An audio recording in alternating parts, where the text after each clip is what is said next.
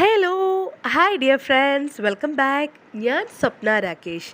ഇന്നത്തെ റെസിപ്പി വളരെ simple and ഹമ്പിളായിട്ടൊരു കറിയാണ് കേട്ടോ, നമ്മുടെ നാടൻ പരിപ്പ് കറി. ഞാനിവിടെ സെർവ് ചെയ്തിരുന്നത് ചോറിനോടൊത്തും മുളകിട്ട മീൻ കറിയോടൊത്തും അതുപോലെ അച്ചാറിനോടൊത്തൊക്കെയാണ്. രാവിലത്തെ ബ്രേക്ക്ഫാസ്റ്റിന് ചപ്പാത്തി ആയിരുന്നു, അതിനോടൊത്തും എനിക്ക് സെർവ് ചെയ്യാൻ പറ്റി.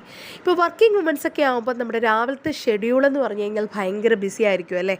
അപ്പോൾ അങ്ങനെയുള്ളവർക്കും ഈസി ആയിട്ട് ബ്രേക്ക്ഫാസ്റ്റിനും ലഞ്ചിനും ഒരൊറ്റ കറി ഉണ്ടാക്കിയാൽ മതി. അപ്പോൾ എൻ്റെ വെർഷനിൽ ഞാൻ എങ്ങനെയാണ് സിമ്പിളായിട്ടൊരു പരിപ്പ് കറി ഉണ്ടാക്കുന്നതെന്നാണ് കാണിച്ചിരിക്കുന്നത്. അപ്പോൾ പോയി റെസിപ്പിയിലോട്ട് പോകാം, നമുക്ക് പോയി നോക്കിച്ച് വരാം എങ്ങനെയാണ് ഒരു സിമ്പിൾ പരിപ്പ് കറി ഉണ്ടാക്കുന്നതെന്ന്.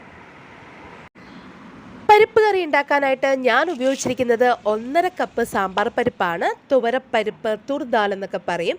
നമുക്ക് മസൂർ ദാൽ വേണമെങ്കിലും ഇതേ ക്വാണ്ടിറ്റിയിൽ എടുക്കാം, അല്ലെന്നുണ്ടെങ്കിൽ മൂഗ് ദാൽ, നമ്മുടെ ചെറുപയർ പരിപ്പായാലും പ്രോബ്ലം ഇല്ല. നല്ല പോലെ കഴുകി വൃത്തിയാക്കി ഒരു കപ്പിൽ ഞാൻ എടുത്തു വെച്ചിട്ടുണ്ട്.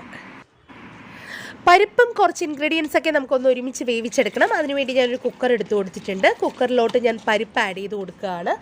ഇനി പരിപ്പിലോട്ട് നമുക്ക് കുറച്ച് ഇൻഗ്രീഡിയൻസും കൂടെ ചേർത്തിട്ടാണ് നമ്മൾ വേവിക്കുന്നത്. അതിന് വേണ്ടിയിട്ട് ഞാനൊരു 2 ടൊമാറ്റോ സ്ലൈസ് ചെയ്തതും കൂടെ ചേർത്ത് കൊടുക്കുകയാണ്.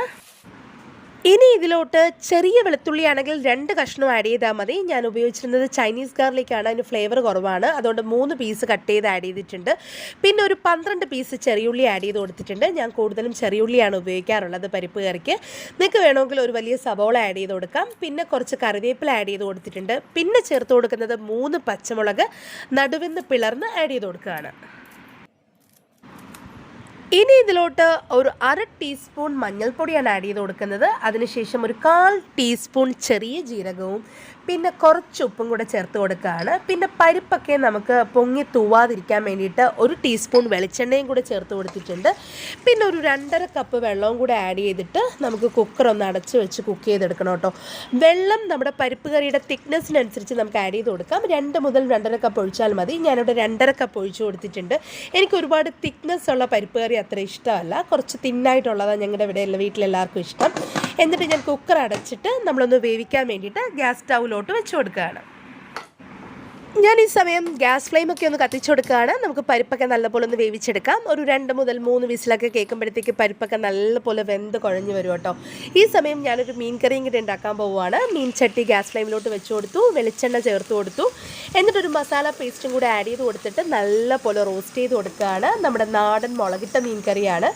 ഇപ്പോൾ കുക്കറിൽ സ്റ്റീമൊക്കെ വന്ന് തുടങ്ങിയിട്ടുണ്ട്. ഇതൊരു 3 വിസിലെങ്കിലും കേട്ട് വരട്ടെ, അപ്പോഴത്തേക്ക് പരിപ്പൊക്കെ നല്ലപോലെ കുക്കായി റെഡിയായി വരും. ഈ നല്ല ടേസ്റ്റി ആയിട്ടൊരു മീൻ കറി ഉണ്ടാക്കാൻ വളരെ കുറച്ച് സമയം മതി കേട്ടോ. അത്ര സിമ്പിളായിട്ടൊരു മീൻ കറിയാണ്. ഇപ്പം മസാല പേസ്റ്റൊക്കെ ആ എണ്ണയിൽ കിടന്ന് നല്ലപോലെ റോസ്റ്റായി കളറൊക്കെ ഒന്ന് ചെറുതായിട്ട് മാറി റെഡിയായി വന്നിട്ടുണ്ട്.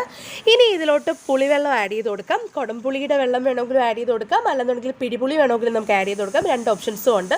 കുറച്ച് കറിവേപ്പിലേക്ക് ചേർത്ത് കൊടുത്തു. ഗ്രേവിയൊക്കെ നല്ലപോലെ തിളച്ച് വന്നതിന് ശേഷം വൃത്തിയാക്കിയ മീനും കൂടെ ആഡ് ചെയ്ത് കൊടുത്തു. ഞാനിവിടെ ഉപയോഗിച്ചിരിക്കുന്നത് മത്തി മീനാണ്.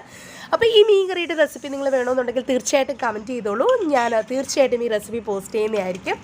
ഇപ്പോൾ പരിപ്പ് കറിയൊക്കെ റെഡിയായി വന്നിട്ടുണ്ട്. സ്റ്റീമൊക്കെ പോയതിനു ശേഷം ഞാൻ കുക്കർ ഓപ്പൺ ചെയ്ത് നോക്കിയിട്ടുണ്ടായിരുന്നു. കുറച്ച് ഉപ്പ് കുറവായിട്ട് തോന്നി, അതുകൊണ്ട് ആവശ്യത്തിനുള്ള ഉപ്പും കൂടെ ആഡ് ചെയ്ത് കൊടുത്തു. നല്ലപോലെ ഒന്ന് മിക്സ് ചെയ്ത് കൊടുക്കുകയാണ്.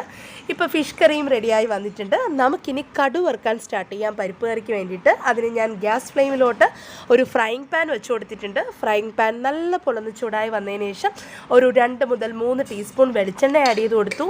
അതിനുശേഷം ഒരു 1/4 ടീസ്പൂൺ ജീരകവും കുറച്ച് കടുകും കൂടെ ചേർത്ത് കൊടുത്തിട്ടുണ്ട്. കടുകൊക്കെ നല്ലപോലെ പൊട്ടിയതിന് ശേഷം കുറച്ച് കറിവേപ്പിലയും അതുപോലെ തന്നെ 2 വെളുത്തുള്ളിയുടെ പീസസ് ഒന്ന് ചതച്ചിട്ട് അതും കൂടെ ആഡ് ചെയ്ത് കൊടുത്തു.